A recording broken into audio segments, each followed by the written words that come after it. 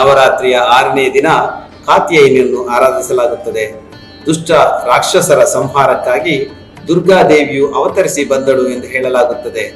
ಪಾರ್ವತಿಯು ಕಾತ್ಯಾಯನ ಮಹರ್ಷಿಯ ದೀರ್ಘ ತಪಸ್ಸಿಗೆ ಒಲಿದು ಅವರ ಮಗಳಾಗಿ ಜನ್ಮ ತಾಳಿರುವ ಸಂಕೇತವಾಗಿ ದುರ್ಗೆಯ 6ನೇ ರೂಪವನ್ನು ಕಾತ್ಯಾಯಿನಿ ಎಂದು ಕರೆಯಲಾಗುತ್ತದೆ. ರಾಕ್ಷಸ ಮಹಿಷಾಸುರನನ್ನು ನಾಶ ಮಾಡಲು ಪಾರ್ವತಿ ದೇವಿಯು ಕಾತ್ಯಾಯಿನಿ ದೇವಿಯ ರೂಪವನ್ನು ಪಡೆದಳು. ಈ ದಿನದಂದು ಭಕ್ತಿಯಿಂದ ಕಾತ್ಯಾಯಿನಿ ದೇವಿಯನ್ನು ಪೂಜಿಸಿದರೆ ಧರ್ಮ, ಅರ್ಥ, ಕಾಮ ಮತ್ತು ಮೋಕ್ಷಗಳ ದಾರಿಯಲ್ಲಿ ಸಾಗಲು ನಮಗೆ ಸುಲಭ ಸಾಧ್ಯ ಎಂದು ಪ್ರತೀತಿ ಇದೆ.